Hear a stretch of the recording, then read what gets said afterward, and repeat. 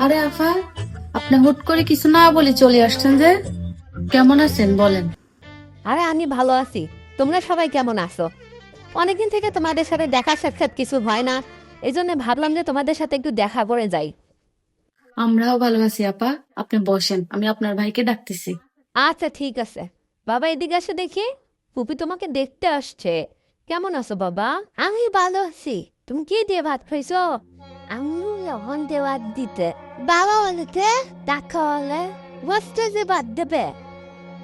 এই বাবা, দেখো পুপি তোমার জন্য কি কি নিয়ে আসছি।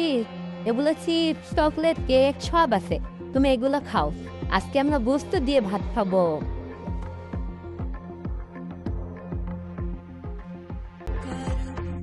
এই শুনছো, পর আপা আসছে।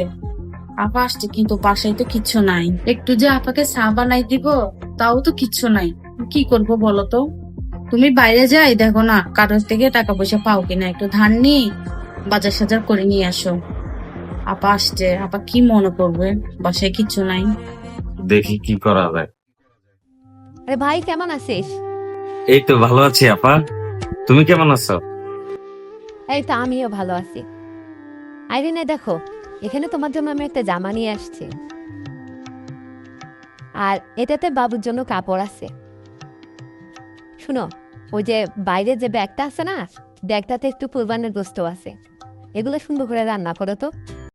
আপা আপনি এত কিছু করতে গেছেন কেন? কি বলো তুমি এসব? আমি তোমাদের বড় বোন না? আমার একটা দায়িত্ব আছে না? এই জন্যই আমি নিয়ে আসছি। আমি কি এতটুকু তোমাদের জন্য করতে পারি না? তুমি যাও, তাড়াতাড়ি গোস্তটা রান্না করো, আজকে আমরা সবাই একসাথে খাবো। আচ্ছা ঠিক আছে আপা।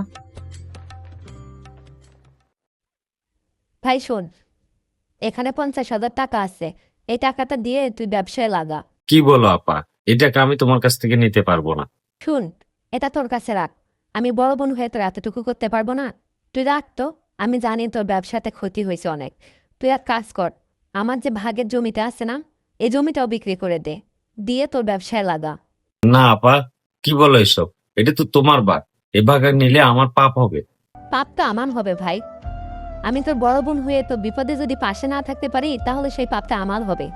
আমি ভালো খাবো, ভালো পড়বো, আর আমার ভাই ভাইয়ের বউ বাচ্চারা না খেয়ে থাকবে। এতে কি আমার ভালো লাগবে বল? ছোটবেলা থেকে তোকে কোলে পিঠে করে মানুষ করছি, আর আজকে তোর বিপদে যদি আমি তোর পাশে না থাকি, তাহলে কেমন বোন আমি? ছোটবেলা থেকে তোকে যখন মানুষ করছি, তখন তোর বিপদে তোর আপদে যে কোনো সময় তোর পাশে থাকছি। এত বড় একটা সমস্যায় তুই পড়ছিস, তোর পাশে আমি থাকবো না? তুই আমার জমি বিক্রি করে দে। এই এতটুকু ভাগ না নিলে আমি না খেয়ে মরবো না। শুন, বড় বোন হচ্ছে মায়ের মতো। এরা নিজের বাচ্চার মা হওয়ার আগে তার ছোট ভাই বোনের মা হয়।